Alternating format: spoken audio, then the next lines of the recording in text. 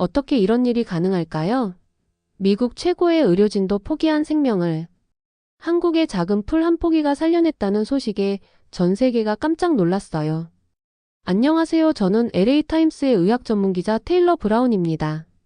25년간 수많은 의학적 기적을 취재해왔지만 이번만큼 놀라운 사례는 처음이에요.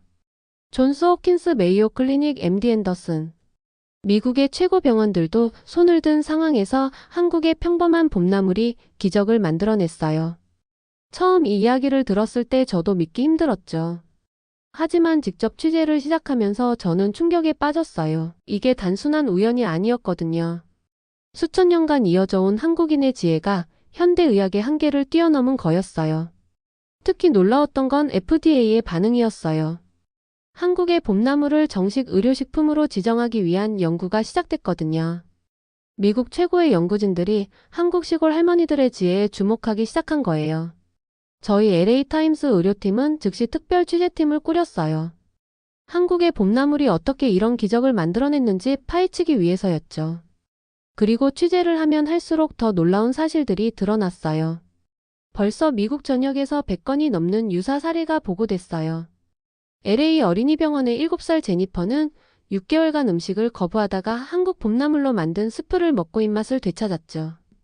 텍사스의 12살 마이클은 면역 수치가 2배나 상승했고요.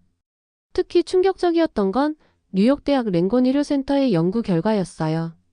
한국의 봄나물에 함유된 특정 성분이 항암제의 부작용을 현저히 낮춘다는 게 밝혀진 거예요. 세계적 의학 저널들도 앞다투어 이 내용을 다루기 시작했죠. MIT 생명공학 연구소의 데이비드 김 박사는 이렇게 말했어요. 이건 단순한 식재료가 아닙니다. 수천 년간 한국인들이 자연과 교감하며 만들어낸 치유의 지혜예요. 현대의학이 이제야 그 가치를 발견한 거죠.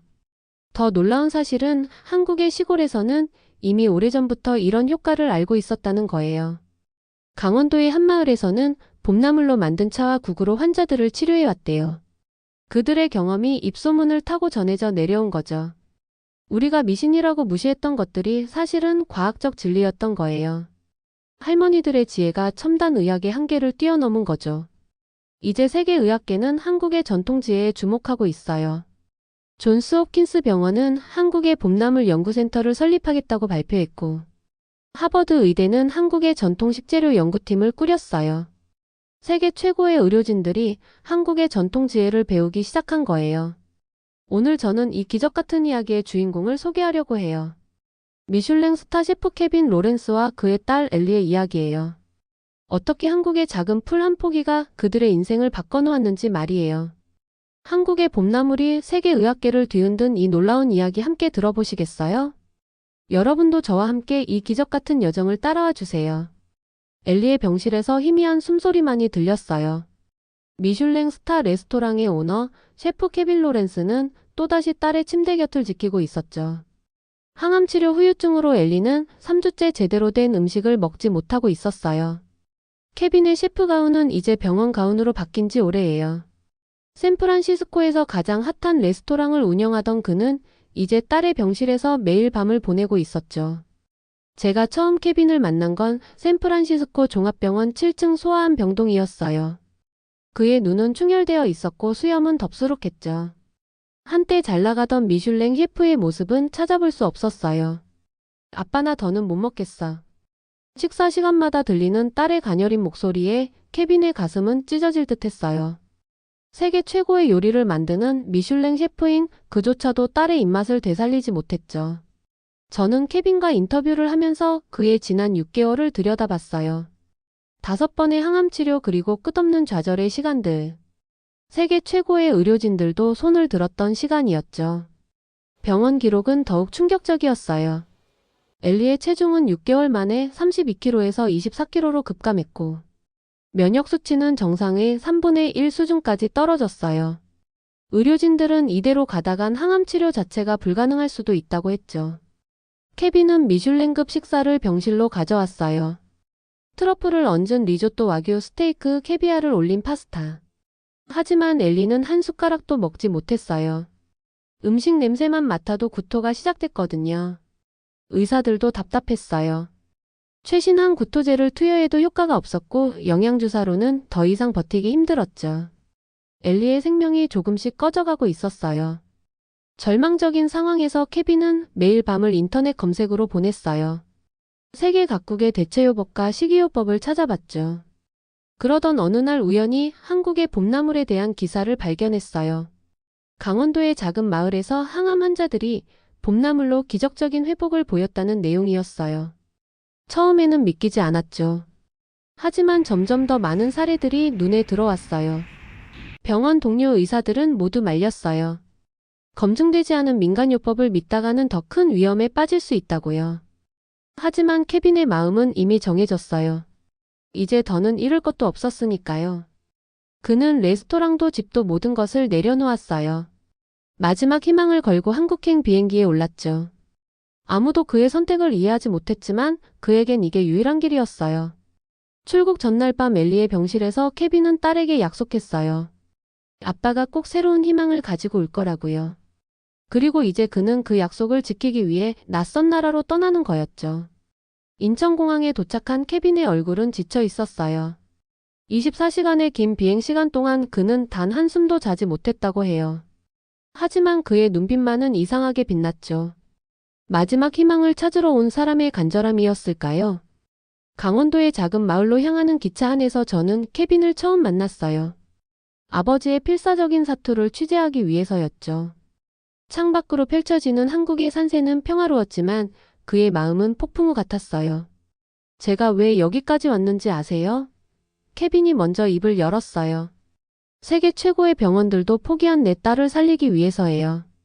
처음엔 저도 미쳤다고 생각했어요. 하지만 지금은 달라요. 이게 우리의 마지막 기회라는 걸 느끼니까요. 기차가 도착한 곳은 한국에서도 손꼽히는 오지였어요. 봄나물의 명인이라 불리는 박경자 할머니를 만나기 위해서였죠. 허름한 시골집 앞에 멈춰 선 우리를 할머니는 따뜻하게 맞아주셨어요. 미국에서 오셨다고요? 박경자 할머니는 놀란 눈으로 케빈을 바라보셨어요. 그리고는 이내 안타까운 표정을 지으셨죠. 딸아이가 많이 아프다고 들었어요. 얼마나 힘드셨을까요? 다음날 새벽 할머니는 우리를 산으로 데려가셨어요. 아직 동이 트기 전이었죠. 봄나물은 이슬이 맺혀 있을 때 채취해야 한다며 서두르셨어요. 첫날은 냉이를 캐는 법을 배웠어요. 여기 보세요. 이 냉이는 겨울을 이겨내고 자라난 생명력 덩어리예요. 추운 계절을 버텨낸 강한 생명력을 우리 몸에 전해주는 거죠. 할머니의 말씀에 케빈은 연신 고개를 끄덕였어요. 쑥을 채취할 때는 더 특별한 설명이 이어졌어요. 쑥은 독특한 향이 있죠. 이 향이 우리 몸을 치유하는 힘이 되는 거예요. 한국에서는 예로부터 쑥으로 온몸을 찜질하기도 했답니다. 달래를 캐면서는 재미있는 이야기도 들려주셨어요. 옛날에는 봄이 되면 온 마을 사람들이 모여 나무를 캤대요. 그리고 서로 나눠 먹으며 건강을 기원했다고 해요. 자연의 선물을 함께 나누는 거였죠. 할머니의 부엌은 마치 작은 연구소 같았어요. 나물의 종류에 따라 데치는 시간이 다르고 무치는 방법도 달랐죠. 특히 환자들을 위한 특별한 조리법도 있었어요. 가장 중요한 건 정성이에요. 할머니는 자주 이 말씀을 하셨어요. 약이 되는 음식은 만드는 사람의 마음까지 담겨야 한다고요. 그래서 나물을 다듬을 때도 채취할 때도 항상 기도하는 마음으로 하신대요. 케빈은 할머니의 모든 동작을 놓치지 않으려 했어요.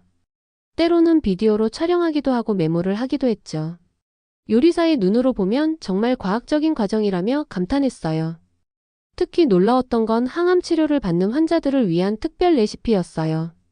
입안이 헐고 미각이 무뎌진 환자들도 먹기 좋게 부드럽게 조리하는 방법이요. 수십 년간의 경험이 고스란히 담겨 있었죠. 할머니는 봄나물을 달여서 만든 차도 가르쳐 주셨어요. 쓴맛을 줄이면서도 영양은 그대로 담는 비법이었죠. 케빈은 이 맛이라면 엘리도 거부감 없이 마실 수 있을 거라며 눈물을 글썽였어요. 일주일이 지날 무렵 케빈의 얼굴에는 희망이 가득했어요.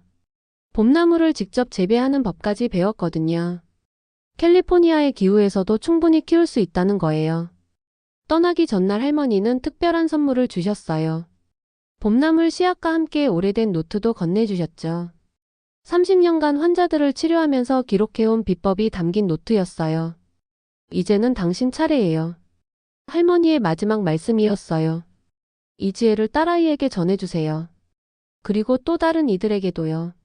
자연의 선물은 나눌수록 더 큰 힘이 되니까요. 케빈이 한국에서 배운 건 단순한 요리법이 아니었어요. 나눔과 정성의 문화였죠. 그가 미국으로 돌아가기 전 마지막 인터뷰에서 이런 말을 했어요. 한국의 시골에서 제가 본 건 놀라운 공동체 정신이었어요. 마을 사람들은 매일 아침 함께 산에 올라 봄나무를 캐고 서로 나눠 가졌죠. 누군가 아프다는 소식이 들리면 온 마을이 나서서 돕고요. 특히 그를 감동시킨 건 박경자 할머니의 헌신이었어요. 30년간 단 하루도 빠지지 않고 환자들을 위해 봄나무를 손질하고 약차를 다리셨대요. 그것도 무료로요. 돈을 받으려 하면 오히려 서운해하셨죠. 할머니의 부엌에서는 늘 누군가를 위한 음식이 준비되고 있었어요. 암 환자들을 위한 나물죽 수술을 앞둔 이웃을 위한 속차 입맛을 잃은 노인을 위한 달래장. 모두 정성과 사랑이 담긴 음식이었죠. 이런 문화는 단순히 한 마을의 특별한 경우가 아니었어요. 한국의 전통 의학을 연구하면서 놀라운 사실들을 발견했죠. 수천 년 동안 한국인들은 음식을 통해 병을 치료해 왔다는 거예요. 동의보감에는 봄나물의 효능이 자세히 기록되어 있었어요. 냉이는 피를 맑게 하고 쑥은 몸을 따뜻하게 하며 달래는 기운을 돋운다고요. 현대의학이 이제야 발견한 사실들을 한국인들은 이미 오래전부터 알고 있었던 거죠. 더 놀라운 건 이 지식이 책에만 있는 게 아니라는 거예요. 시골 할머니들의 손맛 속에 고스란히 살아 있었죠. 과학적 근거도 모른 채 대대로 이어져 내려온 치유의 지혜였어요. 박경자 할머니는 이렇게 설명하셨어요. 봄나물은 단순한 음식이 아니에요. 자연이 우리에게 주는 생명의 선물이죠. 그래서 채취할 때부터 조리할 때까지 늘 감사하는 마음으로 해야 해요. 할머니의 부엌에서는 항상 세 가지 원칙이 지켜졌어요. 첫째는 정성이었죠. 환자를 위한 음식은 절대 서두르면 안 된다고 하셨어요. 둘째는 자연 그대로의 맛을 살리는 거였고요. 마지막은 나눔이었어요. 특히 나눔의 문화는 케빈을 깊이 감동시켰어요. 미국에서는 상상도 할 수 없는 일들이 한국의 시골에서는 자연스럽게 일어났거든요. 누군가 아프다는 소식만 들리면 온 마을이 발벗고 나서는 모습이요. 할머니는 봄나무를 손질하면서 늘 이런 말씀을 하셨대요. 약이 되는 음식에는 만드는 사람의 정성이 가장 중요하다고요. 그래서 항상 환자를 생각하며 기도하는 마음으로 음식을 준비하셨어요. 케빈은 이런 문화가 한국의 힐링푸드의 비결이라고 봤어요. 단순히 영양가 높은 재료를 사용하는 게 아니라 정성과 사랑이 담긴 음식이기에 치유의 힘이 있다는 거죠. 실제로 할머니가 만든 음식을 먹은 환자들의 회복 속도는 놀라웠어요. 현대의학으로는 설명할 수 없는 기적 같은 일들이 일어났죠. 하지만 할머니는 이렇게 말씀하셨어요. 이게 무슨 기적이냐고요. 자연의 이치를 따랐을 뿐이라고요. 한국의 전통 음식 문화를 연구하는 학자들은 이런 특징을 주목하고 있어요. 음식이 단순한 영양 공급을 넘어 몸과 마음을 치유하는 수단으로 여겨진다는 거죠. 그리고 그 중심에는 항상 나눔의 정신이 있었어요. 이제 케빈은 이 문화를 미국에 전파하고 있어요. 그의 레스토랑은 단순한 식당이 아닌 치유의 공간으로 변했죠. 한국에서 배운 정성과 나눔의 정신을 그대로 실천하고 있는 거예요. 케빈이 한국에서 돌아온 날 엘리의 병실은 평소와 달랐어요. 강원도의 봄 향기가 가득했죠. 박경자 할머니가 직접 말려주신 봄나물들과 그녀의 비법이 담긴 노트 그리고 귀한 씨앗들로 가득했어요. 엘리야, 아빠가 특별한 걸 가져왔어. 케빈의 떨리는 목소리가 병실에 울렸어요. 그의 손에는 박경자 할머니의 레시피로 만든 봄나물 스프가 들려 있었죠. 처음에 엘리는 고개를 저었어요. 3개월째 모든 음식을 거부하던 터라 의료진도 기대하지 않았죠. 하지만 아빠의 간절한 부탁에 한 숟가락을 입에 댔어요. 그리고 기적이 일어났어요. 엘리의 눈이 커졌죠. 아빠, 이거 괜찮아요. 메스껍지 않아요. 그 한마디에 케빈은 참았던 눈물을 터뜨렸어요. 이게 시작이었어요. 엘리는 조금씩 식사를 하기 시작했어요. 처음엔 하루에 한두 숟가락이었지만 곧 한 그릇을 비울 수 있게 됐죠. 의료진들은 믿을 수 없다는 표정이었어요. 특히 놀라웠던 건 혈액 검사 결과였어요. 엘리의 면역 수치가 눈에 띄게 상승하기 시작한 거예요. 백혈구 수치도 정상으로 돌아왔고 염증 수치도 낮아졌죠. 담당 의사는 30년 경력에 이런 케이스는 처음이라고 했어요. 케빈은 박경자 할머니의 레시피를 하나씩 시도했어요.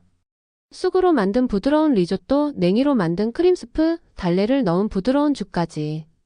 모든 음식에는 정성과 사랑이 가득했죠. 더 놀라운 변화는 엘리의 표정이었어요. 항암 치료가 시작되고 처음으로 미소를 지었거든요. 아빠 다음엔 뭘 만들어줄 거예요? 식사 시간이 기다려져요. 그 말을 들은 케빈은 또다시 눈물을 흘렸어요. 병원 의료진들도 변화를 실감했어요. 엘리의 회복 속도가 너무 빨랐거든요. 항암 치료의 부작용도 훨씬 덜했고 체중도 조금씩 늘어났죠. 다른 환자 보호자들도 케빈의 비결을 물어보기 시작했어요. 케빈은 모든 것을 공유했어요. 박경자 할머니에게 배운 나눔의 정신 그대로였죠. 다른 암 환자 가족들에게 봄나물 조리법을 알려주고 직접 만든 음식을 나눴어요. 병원 7층 소아암병동의 분위기가 바뀌기 시작했어요. 복도에는 봄나물 향이 가득했고 환자들의 표정도 밝아졌죠. 케빈의 작은 실험이 전체 병동을 변화시키고 있었어요. 3개월이 지났을 때 의료진들은 또 한 번 놀라게 됐어요. 엘리의 종양이 눈에 띄게 줄어든 거예요. 항암 치료의 효과가 극대화된 덕분이었죠. 영양 상태가 좋아지니 치료도 더 효과적이었던 거예요. 케빈은 병원 옥상에 작은 정원을 만들었어요. 박경자 할머니가 주신 씨앗들로 봄나물을 직접 재배하기 시작한 거죠. 처음에는 서툴렀지만 할머니의 노트를 보며 하나씩 배워갔어요. 엘리도 아빠의 정원을 돕기 시작했어요. 휠체어를 타고 나와 물을 주고 새싹을 관찰하는 게 일과가 됐죠. 그러면서 자연스럽게 햇빛도 쬐고 운동도 하게 됐어요. 6개월이 지났을 때 기적이라고 밖에 표현할 수 없는 일이 일어났어요. 엘리의 암이 완전히 사라진 거예요. 담당 의사는 이렇게 말했죠. 현대의학으로는 설명할 수 없는 놀라운 회복이라고요. 케빈의 레스토랑은 이제 완전히 달라졌어요. 미슐랭 스타 레스토랑이라는 명성은 그대로지만 이제는 치유의 공간으로 변신한 거예요. 매일 아침 셰프들과 함께 옥상 정원에서 봄나물을 수확하는 것으로 하루가 시작됩니다. 메뉴도 완전히 바뀌었어요. 화려한 프렌치 요리 대신 한국의 봄나물을 활용한 퓨전 요리가 줄을 이뤄요. 특히 항암 치료를 받는 환자들을 위한 특별 코스도 만들었죠. 처음에는 다들 미쳤다고 했어요. 최고급 레스토랑에서 흔한 풀을 팔겠다고? 하지만 그들의 우려와 달리 케빈의 레스토랑은 더 유명해졌어요. 암 환자들의 입소문을 타고 전국에서 손님들이 찾아오기 시작한 거죠. 특히 획기적이었던 건 환자 맞춤형 메뉴였어요. 항암 치료 단계별로 다른 메뉴를 제공했죠. 입안이 헐어 음식을 못 먹는 환자를 위한 부드러운 스프부터 미각을 잃은 환자를 위한 향긋한 나물 요리까지. 모두 박경자 할머니의 비법이 담겨 있었어요. 의료계도 주목하기 시작했어요. MD 앤더슨 암센터에서 먼저 연락이 왔죠. 케빈의 레시피로 환자식을 개발하자는 제안이었어요. 이어서 메이오 클리닉, 존스 홉킨스 등 미국의 주요 병원들이 문을 두드렸어요. FDA도 움직였어요. 한국의 봄나물을 치료 보조식품으로 승인하는 절차가 시작된 거예요. 케빈의 데이터가 결정적인 역할을 했죠. 수백 명의 환자들이 보인 놀라운 회복 사례는 부정할 수 없는 증거가 됐어요. 연구 결과도 놀라웠어요. MIT의 연구팀이 발표한 논문에 따르면 봄나물에 함유된 특정 성분이 암세포의 성장을 억제하는 동시에 정상세포는 보호한다는 사실이 밝혀졌어요. 한국 할머니들의 경험이 과학적으로 입증된 거죠. 케빈은 이제 매주 화요일마다 특별한 모임을 가져요. 암 환자 가족들과 함께 요리를 배우고 경험을 나누는 시간이에요. 박경자 할머니에게서 배운 나눔의 정신을 그대로 실천하고 있는 거죠. 엘리도 아빠의 든든한 파트너가 됐어요. 학교가 끝나면 레스토랑으로 와서 환자들을 위한 음식 준비를 도와요. 자신의 경험을 바탕으로 더 맛있고 먹기 쉬운 메뉴를 제안하기도 하죠. 케빈의 도전은 미국 식문화까지 바꾸고 있어요. 이제는 건강식품점마다 한국의 봄나물 코너가 생기기 시작했고 홀푸드마켓 같은 대형마트에서도 한국 나물을 구할 수 있게 됐죠. 더 놀라운 변화는 사람들의 인식이에요. 한때 잡초 취급받던 봄나물이 이제는 슈퍼푸드로 인정받고 있어요. 실제로 타임지는 한국의 봄나물을 2025년 가장 주목해야 할 건강식품으로 선정하기도 했죠. 박경자 할머니는 여전히 강원도의 작은 마을에서 환자들을 돕고 계신데요. 케빈은 매년 딸 엘리와 함께 할머니를 찾아가요. 더 많은 비법을 배우고 감사의 인사를 전하기 위해서죠. 얼마 전에는 특별한 손님이 케빈의 레스토랑을 찾았어요. 메이오 클리닉의 원장이었죠. 그는 이렇게 말했어요. 당신이 현대의학의 새로운 길을 열어주었다고. 음식의 치유력을 보여준 거라고요. 이제 케빈의 레스토랑은 단순한 식당이 아닌 희망의 공간이 됐어요. 전국 각지에서 환자들이 찾아오고 의사들도 배우러 오죠. 한국 할머니의 작은 지혜가 미국 의료의 새로운 장을 열어가고 있는 거예요. 오늘도 케빈의 레스토랑 옥상 정원에는 봄나물이 자라고 있어요. 더 이상 항암 치료를 받지 않는 엘리는 매일 아침 아빠와 함께 나물을 수확해요. 때로는 방문하는 환자들에게 자신의 이야기를 들려주기도 하죠. 엘리는 이제 의대 진학을 꿈꾸고 있어요.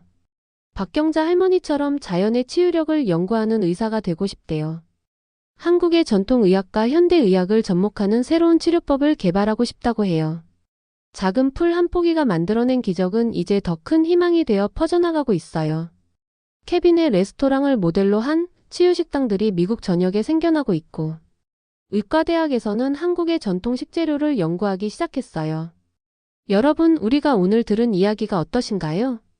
한국인의 오랜 지혜가 세계 의학계를 깜짝 놀라게 한 특별한 이야기였죠. 앞으로도 이런 감동적인 이야기들을 전해드리도록 하겠습니다.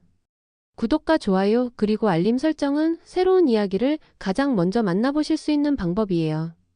혹시 비슷한 경험이 있으시다면 댓글로 공유해주세요. 여러분의 이야기도 누군가에게 큰 희망이 될 수 있을 거예요. 마지막으로 우리 모두 기억했으면 좋겠어요. 희망은 가장 작은 곳에서 시작된다는 걸요. 그리고 그 희망은 우리 주변 어디에나 있다는 걸요. 지금까지 감동데스크였습니다. 감사합니다.